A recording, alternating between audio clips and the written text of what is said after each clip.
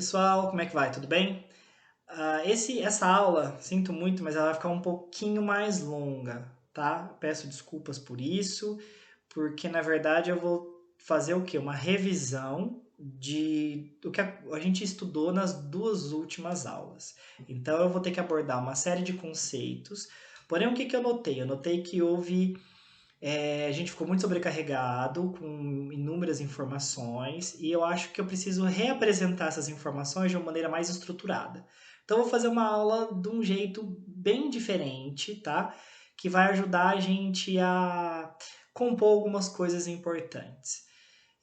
Então, desculpa pela aula um pouco mais longa, mas eu acho importante para a gente constituir melhor isso que a gente está colocando aqui.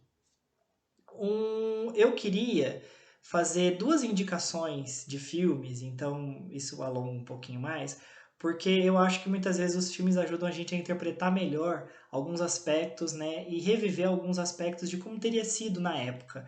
Então tem um filme que mostra muito alguns desses aspectos sociais que a gente vai estudar.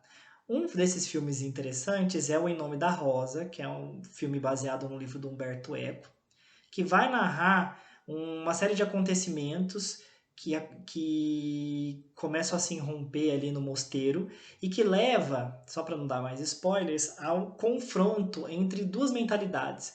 A mentalidade das pessoas do mosteiro, que é ainda uma mentalidade da Idade Média, uma coisa ainda muito ligada à visão do sobrenatural, e uma mentalidade já renascentista, que vai ser da pessoa que vai investigar os crimes que ali acontecem.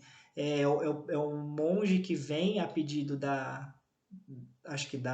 do Vaticano para poder fazer essas investigações. Então você percebe um confronto entre a mentalidade antiga da Idade Média com a nova mentalidade renascentista que está surgindo ali. E um segundo filme, que é o que eu já indiquei para vocês na aula passada, que é a Maria Antonieta, que permite a gente entender um pouco de uma das estruturas do Estado moderno, que é o absolutista, que vem justamente a mostrar como que vai se construindo essa separação entre o espaço público e o espaço privado. Se eu for lembrando de alguns outros filmes, eu vou falando para vocês aqui. O que eu estou querendo construir com vocês, tá? Justamente eu vou falar sobre a formação da psicologia científica a partir de três condições. O que são essas condições? Foram transformações culturais no modo de pensamento da Idade Moderna que possibilitaram criar as bases para o objeto da psicologia. Que objeto é esse? Esse não está pronto ainda. Esse objeto vai surgir lá para o final do século XIX, quando começam a surgir as diferentes correntes, e aí cada corrente vai ter uma interpretação do seu objeto. Mas as condições para o surgimento, então, dessa psicologia enquanto ciência, para esse objeto, então, que vai ser estudado por essa ciência, vão depender de acontecimentos sociais que vão se desenvolvendo na Idade Moderna. Então nós temos, duas coisas diferentes, tá? Quais são as condições culturais, né, de conhecimento que levam ao desenvolvimento da psicologia como ciência, tá? E por outro lado, quais são os acontecimentos sociais que possibilitaram o desenvolvimento dessas condições. Então, o que eu estou querendo dizer é assim: houve mudanças sociais, mudanças na forma como a sociedade se estruturava, formas de desenvolvimento tecnológico, reorganização político-econômica, reorganização da sociedade como um todo.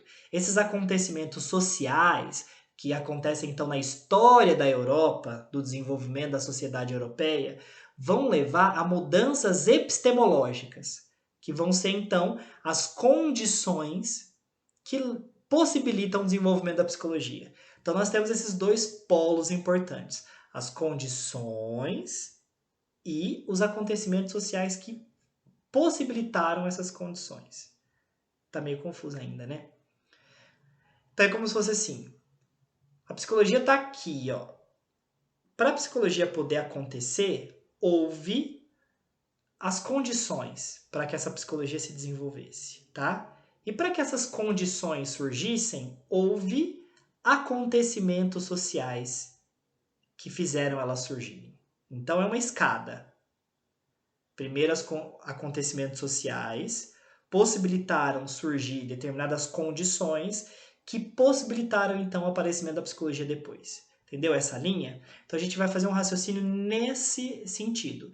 Quais são as condições que possibilitaram o surgimento da psicologia científica e quais foram os acontecimentos sociais vinculados a essas condições? Tudo bem?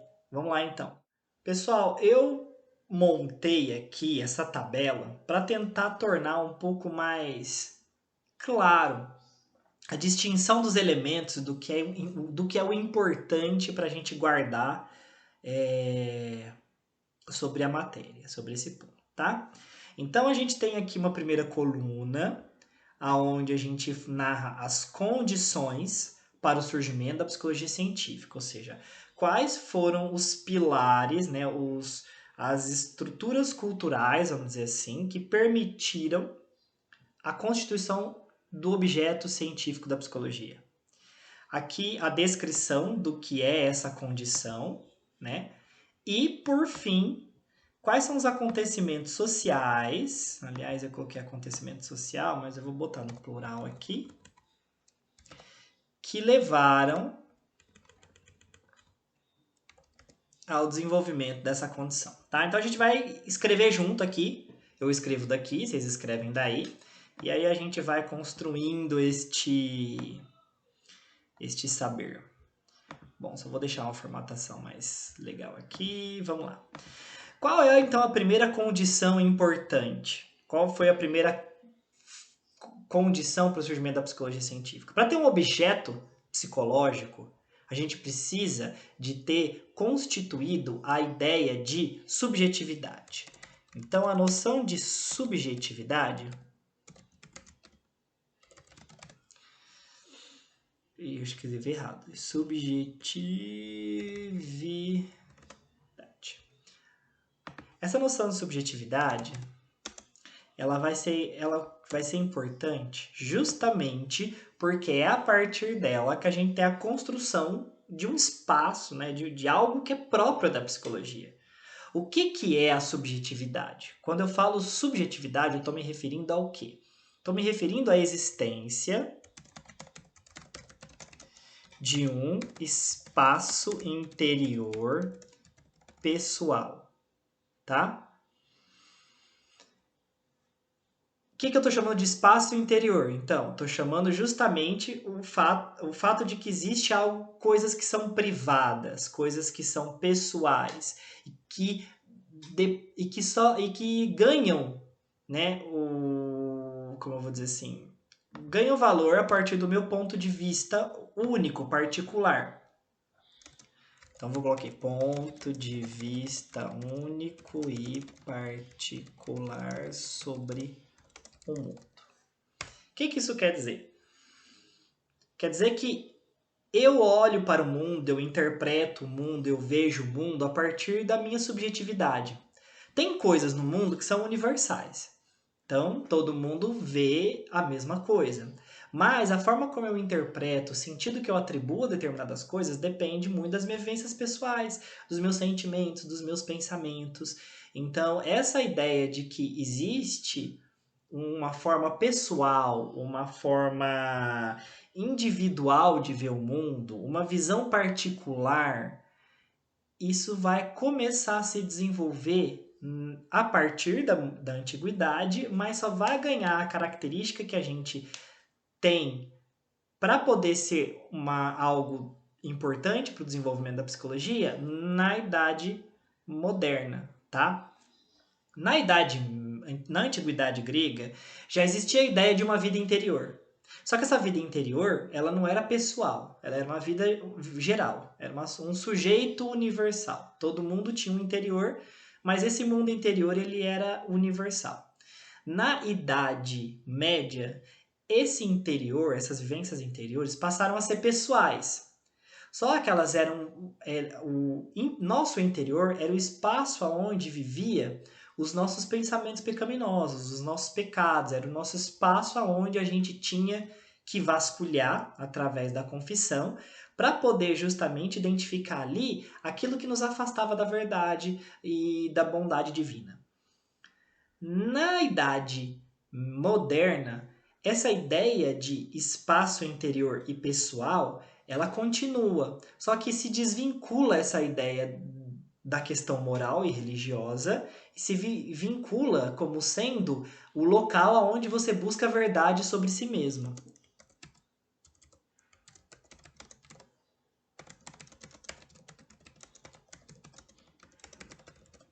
Então é justamente no seu eu interior, na sua forma pessoal de viver as coisas, é que existe a verdade sobre quem você é. E ali você tem que buscar então a verdade do sujeito. Olha só como isso é importante para a psicologia se desenvolver. Se a psicologia não passa pela noção de subjetividade, como que ela vai compreender que existe um local próprio onde tem uma verdade sobre o indivíduo? Se a psicologia estuda o sujeito, estuda a forma do indivíduo pensar, viver e agir no mundo, onde eu busco essa verdade? Dentro dele mesmo, nas suas formas particulares de perceber o mundo. Não é à toa que o nosso principal instrumento de trabalho é a entrevista, né? Onde você pega a opinião da outra pessoa e interpreta essa opinião através de uma base teórica, é a observação, são os testes psicológicos, as anamneses, as avaliações, aonde o indivíduo fala, aonde o indivíduo projeta, desenha, e através das suas produções você coleta aquilo que é a visão particular dele. E aí você vai poder comparar o que é dele e o que é coletivo, né? Fazer essa diferenciação. Quais foram os acontecimentos sociais que possibilitaram o surgimento dessa dimensão? A primeira coisa que a gente precisa colocar é o surgimento. Deixa eu só dar uma olhada nas minhas anotações. É o surgimento, é a separação entre o espaço privado e o público. Como que essa separação se firma? Ah, meu Deus, espera aí que eu preciso botar. Depois eu vou disponibilizar para vocês essa tabela, tá? Que aí vocês podem guardar, ler e etc. O que é que garante, então, essa separação entre o espaço privado e o público?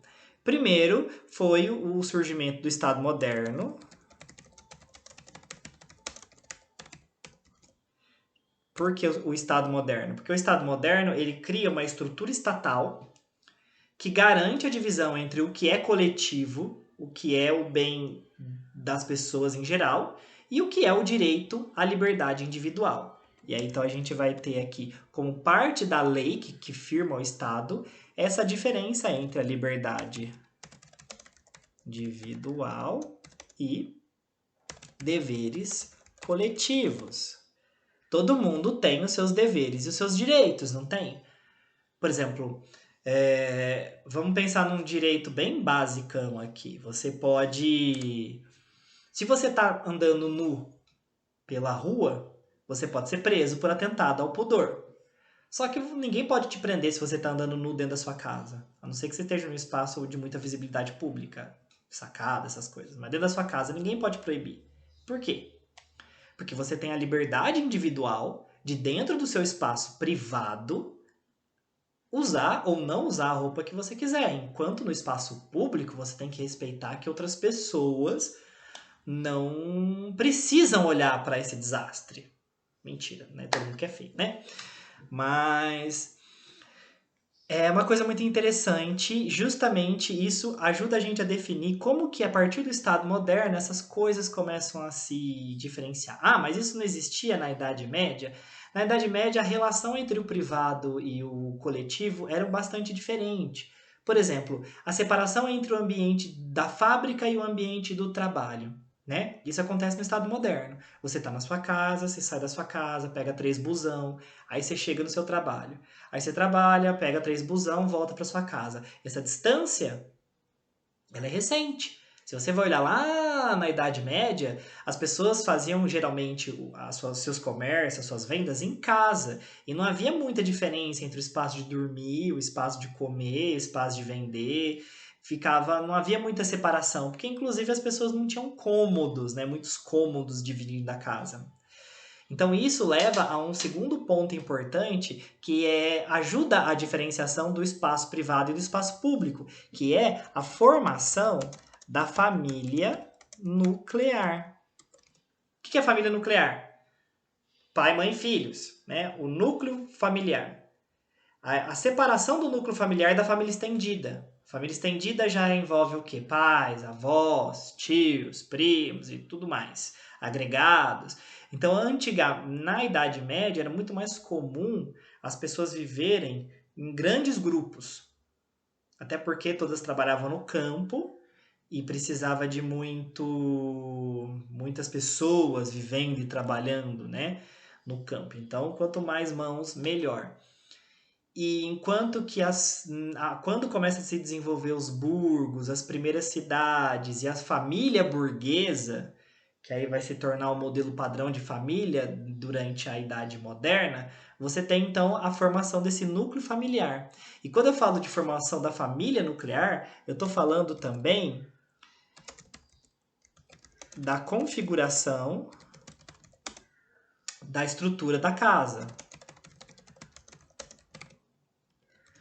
Ou seja, a diferenciação do espaço entre o espaço do casal, o espaço dos filhos, quarto dos meninos, quarto das meninas, tudo isso é acontecimentos sociais que se desenvolvem na Idade Moderna.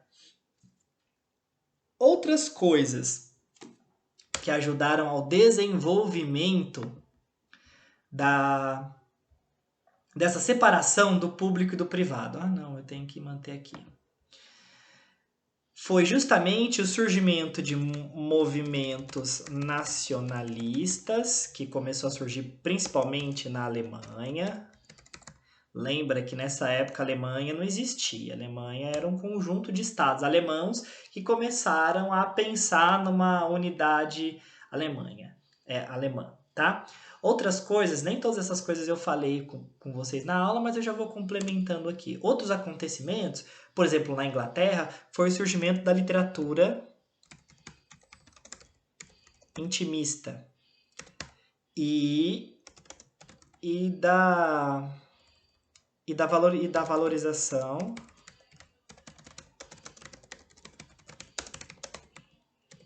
e essa valorização da comunicação por cartas. E isso eu acho sensacional. Inclusive, eu já vou indicar para vocês aqui, eu me lembrei de um outro filme muito importante. Para vocês entenderem isso, vocês podem ver 2 filmes que eu gosto muito. Ou você pode ler os livros da Jane Austen, tá? 2 que eu gosto muito é A Razão e Sensibilidade e Orgulho e Preconceito. Esses 2 livros têm em formato de filme, são filmes muito interessantes. E aí você percebe no drama interno que a Jane Austen constrói, né, das relações, dos amores, como que a vida inglesa circula em torno dos sentimentos, em torno de como que a vida social e a vida interior da pessoa está sempre num conflito, está sempre numa articulação. A forma como eu me comunico com o outro, toda formalizada, mas ao mesmo tempo a minha capacidade de expressar os meus sentimentos. Você vê muito isso no Razão e Sensibilidade, onde você tem 2 irmãs, uma que é a mais velha, sempre prezando por manter uma posição condizente com o seu papel social, e a outra irmã mais nova que ela vive de... Mais nova não, ela é do meio, que vive de rompantes emocionais, que vive o ímpeto das emoções. E aí você vê justamente como que entra em conflito dentro da vida social toda essa diferença entre o espaço privado e o público. Então é um filme que vale muito a pena ver, tanto para se divertir quanto para olhar a partir desse olhar mais crítico, né, de verificar como que a estrutura social daquela época se organizava. E uma das coisas muito interessantes é que o tempo todo você percebe essa questão de como que é a comunicação por cartas, a forma como a carta ela é uma forma de expressão extremamente importante. Então, ler e escrever cartas é um momento muito importante para aquela sociedade. E por que que escrever as cartas elas são importantes para a constituição do espaço privado? Porque na hora que o indivíduo escreve, ele faz esse relato intimista dos seus sentimentos, das suas opiniões, né? E vai dialogando com o outro, ele vai construindo o seu espaço interno, vai construindo essa dimensão do interior e vai comunicando ao outro sobre o que sente, sobre o que pensa. Então, essa forma de atuação ajuda nessa construção. E um outro fenômeno que é importante são os rituais sociais de etiqueta, como aparece naquele trecho do filme Maria Antonieta que eu mostrei para vocês e que vale a pena ver o filme inteiro.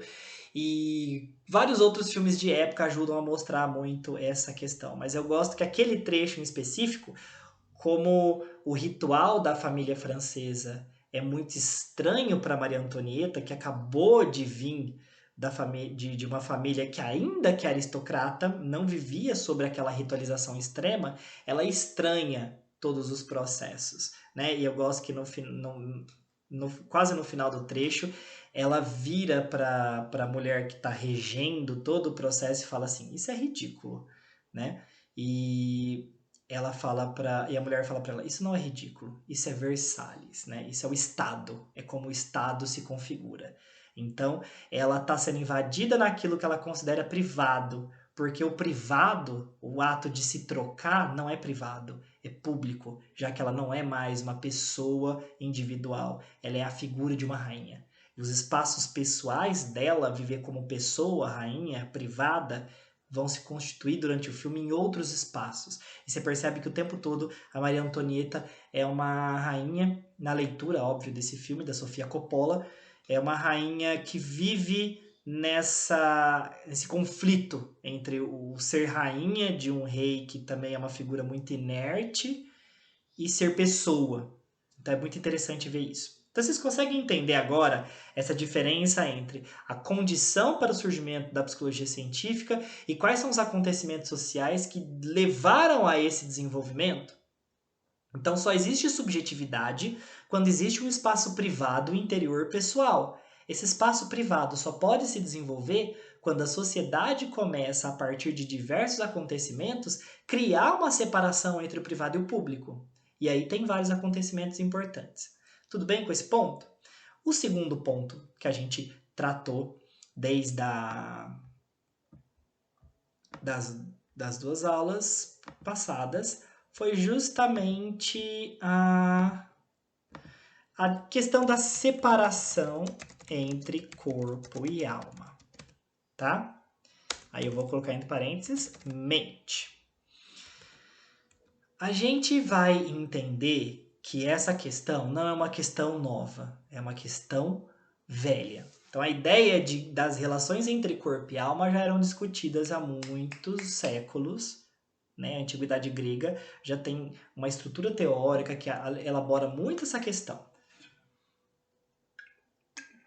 Porém, duas coisas acontecem sobre essa separação. Muitas pessoas, na hora de botar inclusive as respostas e explicar a separação de corpo e alma, usava coisas da antiguidade ou da Idade Média, que não tem nada a ver com a forma como a separação aconteceu na Idade Moderna. Primeiro ponto a gente vê é uma laicização da questão. O que é uma laicização da questão?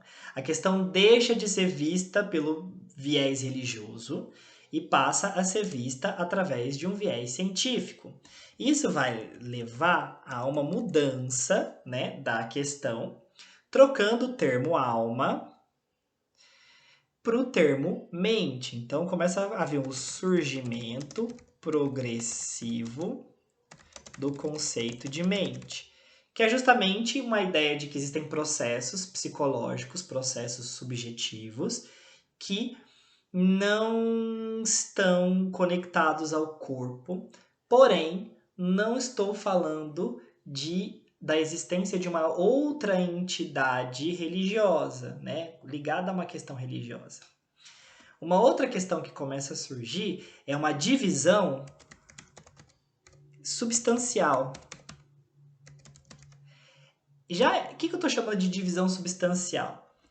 Estou chamando que para o Descartes, que é o principal autor dessa diferenciação, ele vai falar que, na verdade, o que acontece é que a alma e o corpo são substâncias diferentes. Não sei se eu expliquei isso na aula, né? Corpo é matéria. Matéria é resistência. É algo que ocupa um espaço, que pode ser dividido em partes. E a alma não. A alma não ocupa nenhum espaço físico. A alma não, o pensamento, por exemplo, não pode ser dividido em pedaços. Então, a alma, mente, para o Descartes, é justamente todo esse conjunto de funções psicológicas que não podem ser descritas de forma material. Essa divisão substancial, ela radicaliza aquilo que acontecia na antiguidade, na idade moderna, média, desculpa. Na Idade Média, por exemplo, você vê em Tomás de Aquino o conceito de carne, que não é nem a matéria inanimada, mas também não é a alma, mas é um meio termo. Então existe aí ainda uma relação de união, de mistura entre esse corpo e alma. Para o Descartes, até existe essa mistura do corpo e da alma. Só que é impossível a gente, pela lógica, pelo pensamento, entender essa divisão, essa união. A lógica consegue entender os dois separados, mas quando os dois estão juntos, que é o que nós somos enquanto seres vivos, fica difícil a gente entender o que traz essa união. Descartes tenta construir essa união.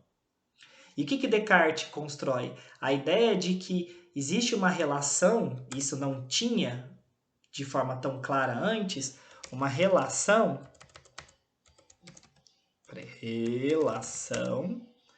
da mente com o cérebro. Essa ideia de que o cérebro está ligado às funções psíquicas é muito antiga, não é da Idade Moderna. Mas, na Idade Moderna, com o avanço da medicina, isso se torna mais claro, mais conciso. Então, quando eu falo de separação do corpo e alma no que tange à Idade Moderna, eu estou falando de como que essa questão se desvincula aos poucos, progressivamente, da questão religiosa, que está vinculada a uma ideia de uma divisão substancial e de que existe uma relação da mente com o cérebro, né? Não com o corpo todo, mas com o cérebro em específico. E eu destaco isso porque isso traz implicações muito sérias para a medicina e para a psicologia. Quais foram os acontecimentos sociais que levaram ao desenvolvimento dessa evolução da questão entre corpo e alma? Primeira coisa foi... deixa eu marcar aqui. Que é o grande ponto. Foi a evolução do pensamento da medicina. A evolução da medicina científica. A evolução da medicina baseada em evidências, baseada na observação. E isso acontece com... O que leva a esse desenvolvimento da medicina? Em primeiro lugar, a medicina só consegue se desenvolver desse modo a partir, então, do aumento dos estudos de dissecação. Isso começa a ganhar maior ênfase a partir da Idade Moderna, porque na Idade Média era, de certa forma, proibido pela igreja. Então, no caso, por exemplo, Leonardo da Vinci fazia inúmeras dissecações, mas fazia isso de forma oculta, né? Porque senão ele poderia ser preso e tudo mais. Houve também o desenvolvimento do que a gente chama de pensamento biomédico. O que significa esse pensamento biomédico? O corpo é considerado uma máquina biológica. Resumindo, tá? Vocês vão ver pensamento biomédico muito no curso. Isso é só um resumo. Então, essa ideia de que Essa ideia de que o corpo é uma máquina constituída por partes que estão lá funcionando juntas e que se uma parte quebra, você tem que arrumar essa parte, que nem uma engrenagem, o corpo está cheio de engrenagens, uma quebrou, você troca, tá de boa, né? Volta a funcionar. A mesma coisa, o pensamento médico começa a funcionar sobre o corpo. Ah, tô com um problema no rim, trato o rim, acabou. Não vejo mais o corpo como um todo, vejo o corpo como constituído por partes. Outro ponto importante dessa evolução da medicina científica é o desenvolvimento da psiquiatria, que vai acontecer no século, basicamente século XIX, século XVII, XVIII, XIX, a gente vai ter uma evolução gradual. No século XIX é que a gente vai ver a psiquiatria se firmar como uma escola médica importante. E o desenvolvimento da psiquiatria dentro desse pensamento biomédico é muito importante para o impacto que ela causa na formação da psicologia. Bom, pessoal, eu vou agora comentar um pouco a partir dos dois exercícios que eu pedi para vocês fazerem, tá? O primeiro exercício que vocês fizeram, acho que na aula do dia da quarta-feira passada, era para vocês identificarem as três condições que levaram ao desenvolvimento, né, da psicologia como ciência, que são as três condições básicas que a gente comentou aqui agora.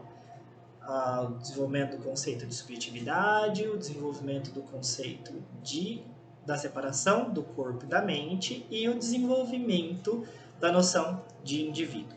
Esses três pontos foram muito importantes. Eu percebi que a partir dos exercícios a maioria identificou corretamente, conseguiu fazer os apontamentos bem em direção ao que a gente estava colocando, identificou muito bem os três pontos. Poucas pessoas fizeram respostas muito mais diferentes. Só que eu notei muita dificuldade com dois conceitos principais, que foi o conceito de noção de indivíduo e a questão da separação do corpo e da mente. A questão da separação do corpo e da mente, como a gente falou disso desde a antiguidade grega, muitas pessoas guardaram tudo que aconteceu na Grécia, na Idade Média, e acabou comentando como se na Idade Moderna fosse igual. E a gente acabou de ver nessa aula que não foi assim.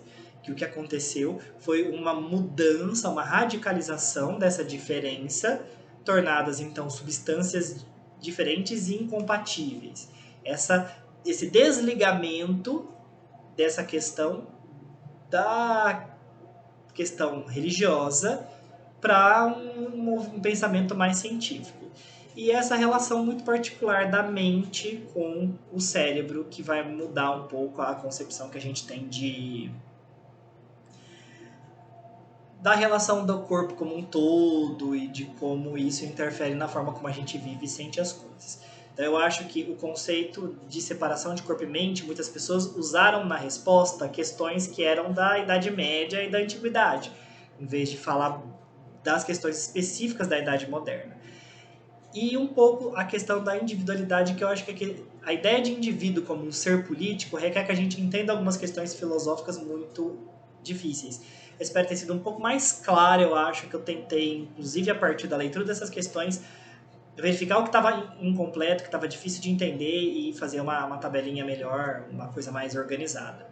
Às vezes é só a partir dos primeiros tombos que a gente vai revendo a forma de apresentar as coisas, tá? Então, nesse primeiro exercício, eu acho que a maioria foi muito bem e só houve algumas confusões nesse sentido. Geralmente, para olhar os exercícios, eu vou atribuindo uma notinha, mas não é uma nota de avaliação real, é apenas uma forma de eu identificar o quanto a resposta estava perto do conteúdo que foi solicitado e o quanto ela estava diferente. Então, eu ponho uma nota de 0 a 3, onde 0 é quando a resposta não tem nada a ver com o conteúdo que foi ministrado, ou vem de outras fontes, mesmo que seja algo que faça sentido, mas não tem a ver com o conteúdo. Nota 1, que é quando tem a ver com o conteúdo, mas não tem a ver com a pergunta que eu fiz.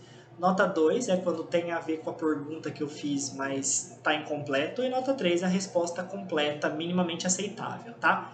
Você pode ter colocado muito mais coisa que uma nota 3, só que eu não vou dar nota 4, 5, 6, não. Paro no 3, que é quando você deu o mínimo necessário, tá? O segundo exercício eu já achei que foi bem difícil, né, para vocês.